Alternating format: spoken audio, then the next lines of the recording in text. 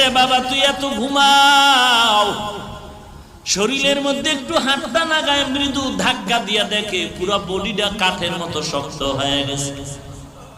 হাতটা লাগায় দেখে পুরো বডি ঠান্ডা বরফের মতো হয়ে গেছে। মায়ের আর বুঝার বাকি নাই, চিৎকার দিয়া কয় তোরা কোথায় আছো? আমার বাবাই জমিনে নাই। রাতের বেলা ঘুমায় গেলাম, দরজা বন্ধ, বাতি বন্ধ হয়ে গেল। সকালবেলা মা ডাকতে আসলো, বাবা ওঠ আর ঘুমাইস না, সকাল হয়ে গেল। মায়ের দরজায় ধাক্কা দেয়, অন্যদিন এক ডাকে দরজা খুলে, আজকে 13টা ডাক দিল দরজা খুলে না। মায়ের মনে দাগ কেটে গেল, কি ব্যাপার? মা চিন্তা ভাবনা করে দরজারে জোরে ধাক্কা দিছে, খুলে গেল।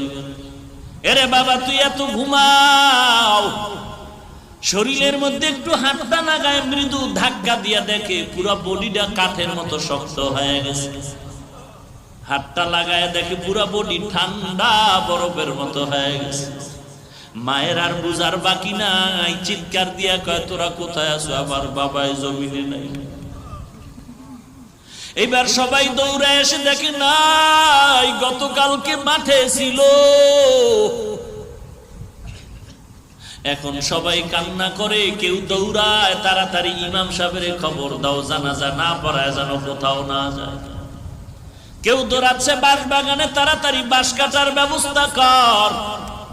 কেউ দৌড়াচ্ছে বাঁশ বাগানে, কবরটা খনন কর।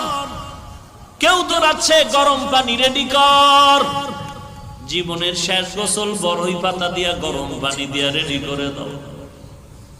তুমি আমি আর কথা বলতে পারি না, তাকায়া দেখতেছি। ওরে আল্লাহর বান্দা, আমার জন্য গরম পানি রেডি হয়ে যাচ্ছে, আমার জন্য কবর রেডি হয়ে যাচ্ছে, খাটিয়া আনার জন্য লোক দৌড়াচ্ছে। আমার মা যখন আমাকে নিয়ে যায়, মা শেষবারের মতো কয় আর একটু নজর দেখায় যা, বাবারে নিয়ে যাচ্ছে।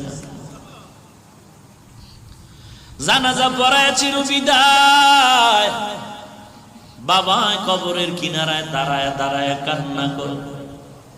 খানা খাইতে গেল কাঁদে, মা খানা খায় না, সন্তানের চিন্তা। এত বড় আনন্দের ঈদ, মায়ের মনে কোনো আনন্দ নাই। আমার সন্তান নাই, আমার জীবনের আনন্দ নিমিষেই মিটে গেল। এরে সন্তান কিসের দুনিয়ার পাগল? যদি ছাত্রদের মধ্যে আদর্শ ছাত্র হয়ে যাইতে পারো, সব ছাত্ররা দোয়া করবে, শিক্ষকেরা দোয়া করবে। আমার এই ছাত্র ভাইটা